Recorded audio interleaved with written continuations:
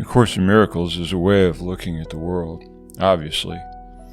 Radically different mindset and posturing or positioning on what's important and what makes things work from the inside.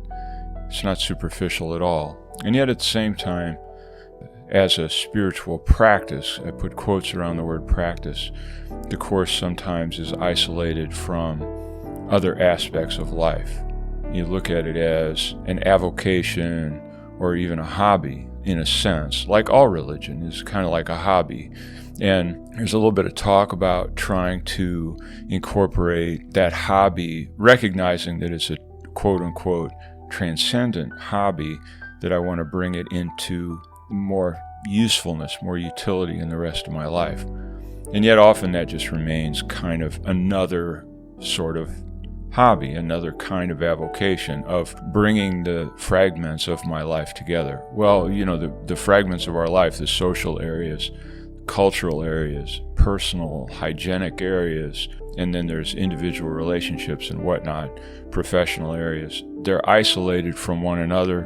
In a lot of ways, that's our survival. This is what the whole Course is about. This is a long-winded way of saying that Gehenna suggested that we actually use a random lesson that we've done. We randomly chose, I think it's 46, God is the love in which I forgive, to explore a political landscape. Since we're entering into a voting season, choosing that intentionally because it is a very divisive area. That's why we chose this one. It's an experiment, and it's an effort to maybe apply A Course in Miracles to more timely issues, which we try to do a little bit here and there anyway, but this is an effort to do it in a more particular way. I hope it works for you, and enjoy.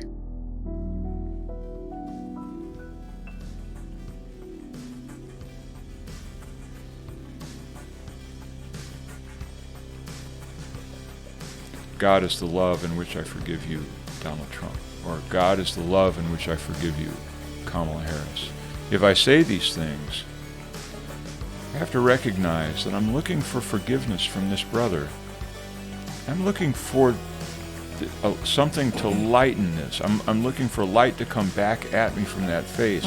Not to say, I have risen above you because of your flaws or your errors. Right. No, it's to actually see this as the face of God shining on me through this billboard of a false egoic reality. Yes. And I want it to shine back on me, and do you understand, it gives sacredness to this process. It does. It gives sacredness to the process. I agree, and I'm feeling it. Whoever it is, put that face and that person in there, and let them be a stand-in for the sonship. It's all an illusion. They're waiting to forgive me because I've got the grievance. Right. See, I've got the grievance. If I have anything less than absolute peace around the whole process, then I have a grievance. To feel this situation, to feel the sacredness of calling for this light to come back from the other. It's so that we can get to God as the love in which I forgive myself. Because you understand, because of the grievance I'm laying on this brother in the first image, however cartoonish that image might be, the hatred that I have stored up in that in the form of snarkiness or cynicism or sarcasm or whatever it is, or apathy, those are all a lack of love. Right. The charge that I have piled up in there is a hatred I have for my very self. Right. That's why this is a sacred process.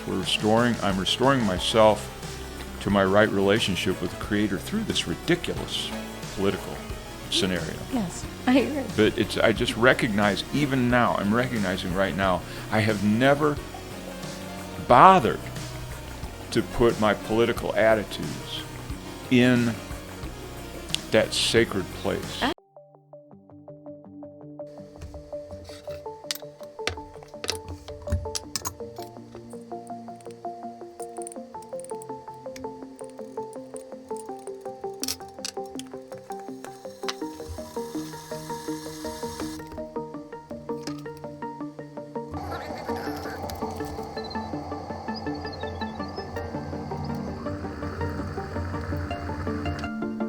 This is a course in miracles.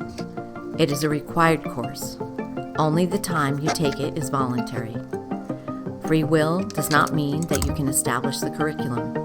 It means only that you can elect what you want to take at a given time.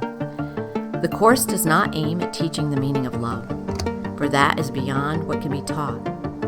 It does aim, however, at removing the blocks to the awareness of love's presence, which is your natural inheritance. The opposite of love is fear, but what is all-encompassing can have no opposite. This course can therefore be summed up very simply in this way. Nothing real can be threatened. Nothing unreal exists. Herein lies the peace of God.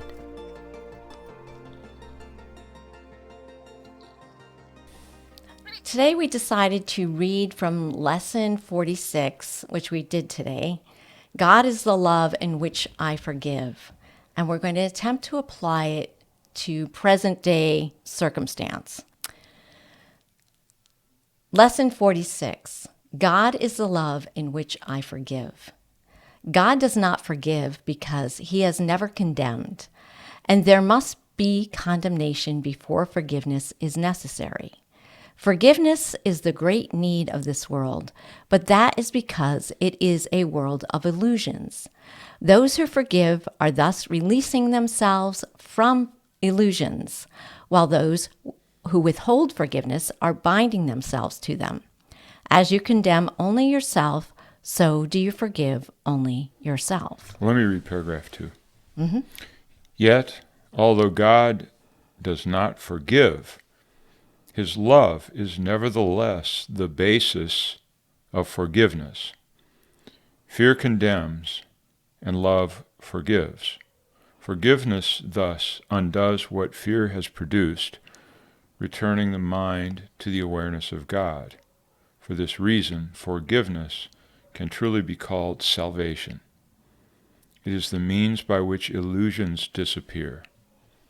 Now, obviously, one of the problems that we have, let's say, in any political sphere, it could be geopolitical in terms of global situations. It can be situations here in the United States. It can be ideological postures and not particular positions. All of them are illusory. There's nothing about them that has reality. Now, does that mean it doesn't matter? As we discussed, I may be an illusion, but I still go get a half gallon of milk and I make my cereal with it or whatever. Yes. It's all an illusion. Right. It doesn't remove me from either the habit or the tendency or the belief or the illusion or whatever of buying milk and making breakfast. So let's take politics and to put a border around it and to give it a special relationship as though it does not matter because it's an illusion. Is itself, it's a special relationship. It's creating a special relationship. The special relationship has to do with each individual's tie to their ideas about persons, places, and things within the political sphere. And whenever we do that, we believe in the separation. We create that idea that, this will be better for humanity, that won't be better for humanity. And so therefore, we take our positions. And so it keeps us divided. So all of these are places to have, my guy's better than your guy or whatever, go on. So that's what I think it has to do. I have to be aware that my attachment to a particular idea, which is a judgment of those things, will keep me in the same position as I ever was and keep the illusion and make it more real than it is. Well, there's one of those things, and we covered this recently, was valuing the body for what it seems to offer. And let's say you have the idea of one vote, one body, one vote, or you have the idea of I'm not going to participate with this because it's all BS, or it's hopeless because it's this way or that way. whatever those postures are, to the degree there's a feeling of potency because of the body, Yes. or if there's a feeling of impotence because of the body. Either way, both of them are illusions, and both of them, neither one of them are have anything to do with truth whatsoever. Right. And so this part here about forgiveness, although God does not forgive, His love is nevertheless the basis of forgiveness. Now the thing is, the title here is God is the love in which I forgive. Yes. Now you'd say, what my mind says is, what's forgiveness got to do with politics, or what's forgiveness got to do with geopolitics? And it doesn't.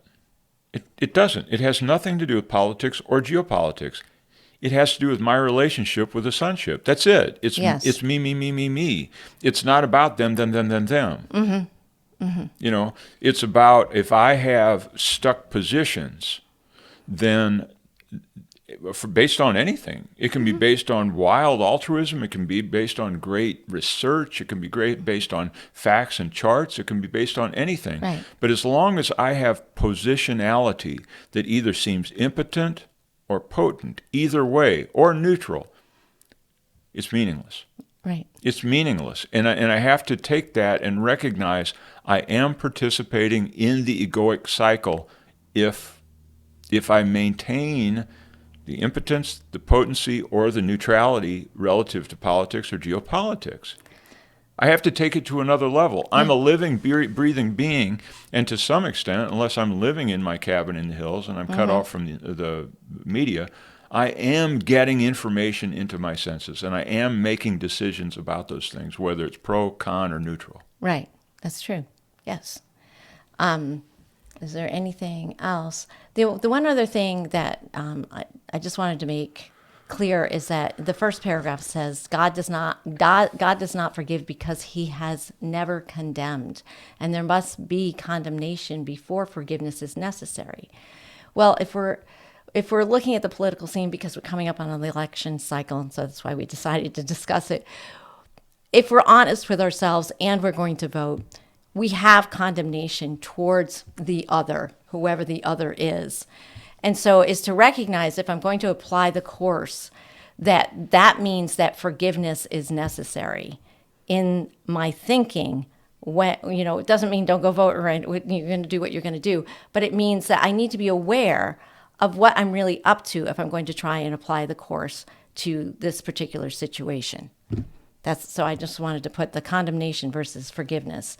As you condemn only yourself, so do you forgive only yourself. So we want to be able to forgive ourselves and the world and see what happens. Well, but that does bring up a situation. I can feel the difficulty in this. The difficulty is just through ingrained habit of sliding into making myself as the identity of me as someone who participates or does not participate in politics or geopolitics, elections.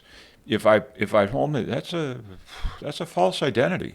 It's absolutely a false identity. Yeah, and so the idea that I even have to form an opinion to make a good decision that's best for all of us, it doesn't count. Yeah, it doesn't really It apply. has nothing to do with A Course in Miracles. Right. If you want a miracle, you have to get past the idea that I'm participating in a collective process, no matter what it looks like. Right, because it's all you. It's all me. Right. All of it is. So you've got to all the candidates, everything that's out there is really my movie. So unless you understand that it's your movie, then it will just be us versus them. It will always. Well, I have to pinch myself. There'll always be the other. But it's okay. But the thing is, the other side of it, and I can feel this as well. There's a tendency within myself to say, let's get philosophical about it. Let's get spiritual about it. It doesn't really matter. And, the Holy Spirit's going to handle this. God's going to handle this, or whatever. No, I'm in a process. To the degree I identify with being anything, that's, let's say, any identity as an age or as a gender or as a race or as your job, as your a career. political person, as a career identity. Any identity that I have around myself is something that I have to manage in it, using the Course in Miracles. I can't ignore it. I can't just say that those identities are either illusions or relative. They're not relevant to anything. I have to say honestly with myself, because the Course also says this in many, many places. The only way to take these illusions that I cherish, that would be about any of my self-identifications, is to place them on the altar to the Holy Spirit and say, this is what I have done with my life. I know that this can't be it. Holy Spirit looks at it, Jesus looks at it, and says, I'm glad you're honest enough to get me involved, because I will tell you what you've got going on here. And that's called the miracle. That's called the holy instant. It's called, the holy relationship ultimately. And that's what we're looking for in a sense. It's just remember that it's your dream and that you're participating with all the actors in your dream and that they're really all you because it's only one mind. So with that in mind, if we want to help heal ourselves, which then in turn heals the sonship, that all actions, whether or not you're choosing a new career, whether or not you're choosing a new mate, in relationships and everything else, has to do with what I am willing to say. I don't know. No matter what my opinions are about that particular thing, that I will call in the Holy Spirit into it. I'll call it into my relationship. I'll call it into my going to vote. I'll call it in, and I'll still participate. I'll still do it. But the outcome isn't for me to win or to get something. The outcome is to be for the Holy Spirit to answer in a way that is completely right for me and for the world. Well, in the sense that I'm bothering to participate in the illusion and to bring the Holy Spirit into the reinterpretation. But we're talking about saving the world. It's not an empty exercise. Right. And it has to do with how I bring myself to the situation, whether it's to be to, let's say, the right or to the left or to the middle. Whatever my positionality apparently is in terms of how I cast my lots, cast my vote, I'm saving the world. Right. I'm saving the world. And I've got to recognize that this is a pact, it's a compact that I've made with the Holy Spirit to function within my illusion, as I do every time I take a breath and get freaked out about something, that I function with the Holy Spirit in this process to heal the process, heal myself in the process, and heal the process for me. Yeah. Now, you might think that this sounds like it doesn't deserve it. I'd say that needs healing. Yeah, I agree. I agree. So it's going to give the exercises, and we're going to go through like how this would look applying, the people in the election. Why not? So today's exercises require at least 3 full 5-minute practice periods and as many shorter ones as possible. Begin the longer practice periods by repeating today's idea to yourself as usual. And it's called again, God is the love in which I forgive. Okay. Then close your eyes as you do so and spend a minute or two searching your mind for those whom you have not forgiven. It does not matter how much you have not forgiven them. You have forgiven them entirely or not at all. So continue, because this is going to explain how to do that. If you are doing the exercises well, you should have no difficulty in finding a number of people you have not forgiven. It is a safe rule that anyone you do not like is a suitable subject. Mention each one by name and say, God is the love in which I forgive you. And the name. Name. So that would be the political party you don't like. The politician you don't like. Yeah, that would be. Yeah, okay, so let's do it. Let's do it. So I'd say, God is the love in which I forgive you, Donald Trump. Yes, God is the love in which I forgive you, Kamala Harris. Yeah, Kamala Harris. And, you visualize that and, do it slowly. Or anyone else that's in that sphere. You might not, absolutely. You might not, I might not have an opinion or attitude about any of them. I might be a sort of have a sophistication about it to where really none of those have any sort of a charge. Then I would say that what I do have a charge over, whether it's, let's say I see corporate bosses behind one or the other, or political cabals behind one or the other, or the ignorant masses behind one or the other. Yeah, right. Yes, exactly. Or the political pundits on your favorite or So it not would be favorite news station. God is the love in which I forgive you. Yes. Those ignorant people that are creating this hell for me. Yes. Or God is the love in which I forgive you, corporate fat cats who want to enslave me. Yeah, it could be God is the love in which I forgive you. And maybe you don't like Tucker Carlson. God is the love in which I forgive you. What's the one on MSNBC? Oh, like you could be God is the love in which if you care about talking heads like Rachel Maddow. Yeah, Rachel. That's what I was thinking. Or Rachel whatever Joy Behar, or any of those kinds of people yeah, that are on. because it's all tied together, and so you realize that if you're charged against a certain political pundit, or the election, and the presidential candidate, then it's most likely you're charged on many that are on that side. And so they're great to use in this particular exercise. Let's try to forgive the world. And we're doing this to get through it, to get past it. Yes. So go ahead and keep reading. Okay. 5. The purpose of the first phase of today's practice period is to put you in a position to forgive yourself. After you have applied the idea to all those who have come to mind, tell yourself, God is the love in which I forgive myself. Then devote the remainder of the practice period to adding related ideas, such as, God is the love in which I love myself. God is the love in which I am blessed. Okay, well, let's go into this for a second. Let's really take our time, because I can sense an urgency to get through it, because it is and apparently in the egoic world, it's a very, very clear topic. It's either clearly important, clearly ridiculous, clearly a function of collective ignorance, whatever it is, but it's clear. Okay? Okay, paragraph 6. The form of the application may vary considerably, but the central idea should not be lost sight of.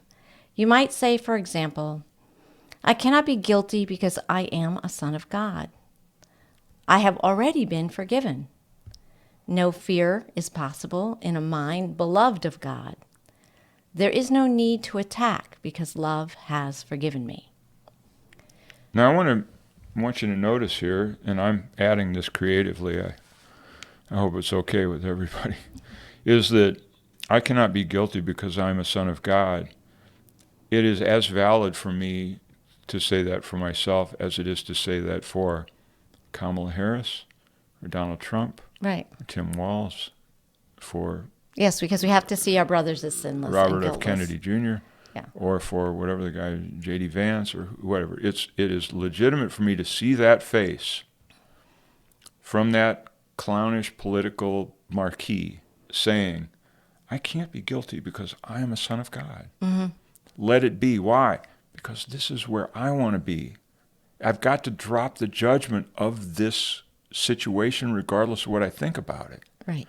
To have it restored. Do you realize that the whole political machination could be a trick of the ego to keep me bound up in hatred of myself in such a clear circus maximus? Yeah, so long as we condemn one, we condemn ourselves. And that means we imprison them and we imprison ourselves. And the illusion stays intact to the point where, the master slave just keeps running and running and running until we're done on that wheel.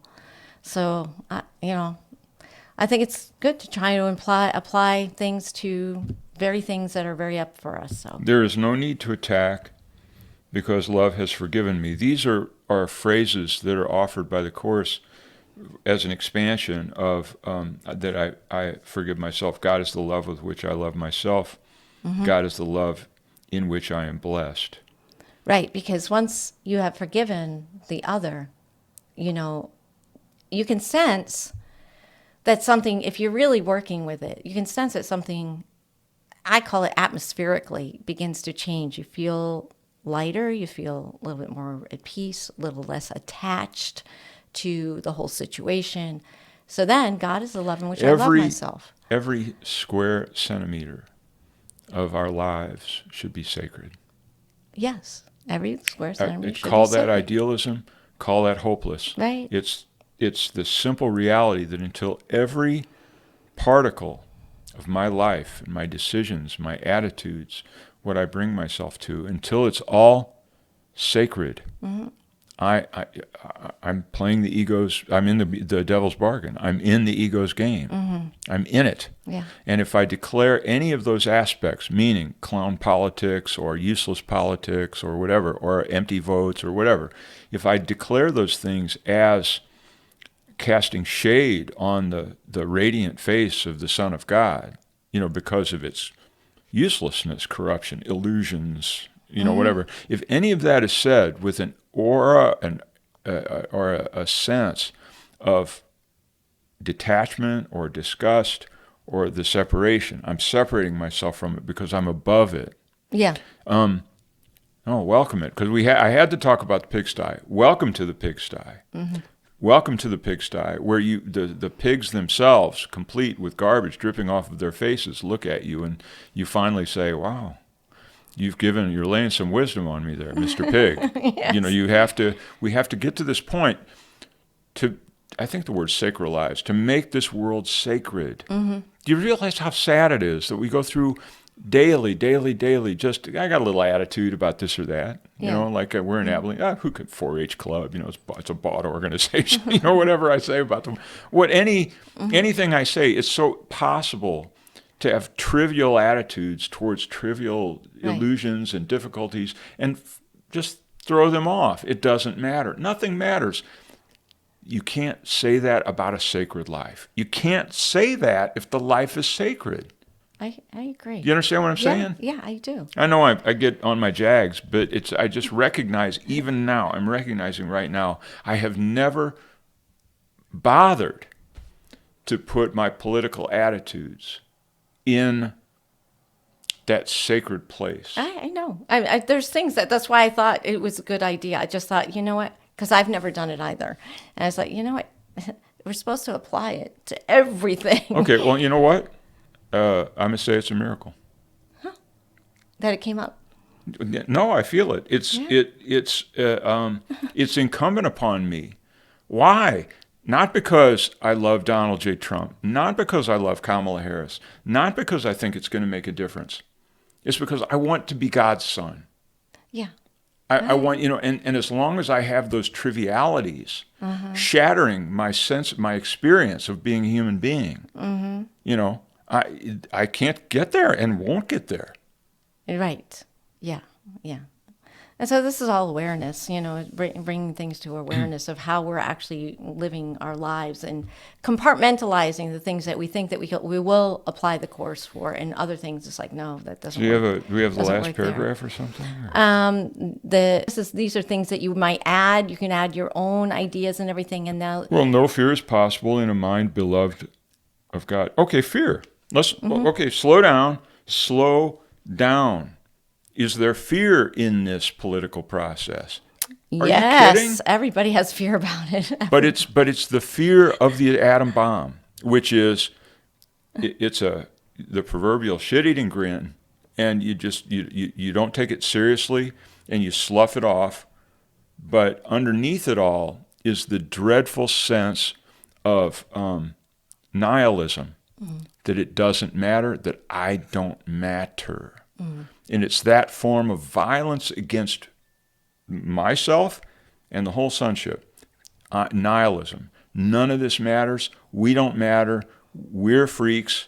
We're clowns. We don't know what we're doing. All these kinds of judgments that come into a situation are nihilistic. It makes my life meaningless. And as soon as I find that nihilism in the form of these petty fears, the petty fears about a political situation, what if Yeah, Trump wins? What if Kamala Harris wins? What if? Yeah. Where that kook, RFK, with his crazy ideas, where are we going to be? And you say these things to yourself, and you go, wow, life is going to turn left. Life itself will do a dogleg on me. And, I have to check in with any sense of fear, or just as bad, ladies and gentlemen, just as bad. It doesn't matter. None of it matters. Yeah. It's nihilism. At least that's my argument. Please put in the comments if you think it's not nihilistic. But, I think what I'm trying to get the point across here is the very adult, sophisticated viewpoint that these kinds of decisions are sort of so flawed, they do not merit serious attention. Right. Corrupts me. It corrupts my reality. Yeah. My reality with a capital R. Yeah, I agree. So, well, let's go on. The practice period should end, however, with a repetition of today's idea as it originally stated. God is the love in which I forgive. And then go ahead and finish paragraph 7. The shorter practice periods may consist either of a repetition of the idea for today in the original or in a related form, as you prefer. Be sure, however, to make more specific applications if they are needed.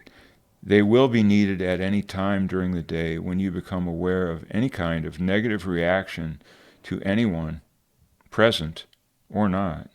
In that event, tell him silently, God is the love in which I forgive you. And the purpose for doing this, as we've said before, is to save the world. Yes, it is. It's to save the world. You're saying, what is that? No, it that's really very is. quaint. That's, very quaint. You got to understand the metaphysics of this world we're in. It's you, conscious being, watching this, sitting alone in your PJs or whatever you're doing, watching this thing or thinking about this thing. Or just listening.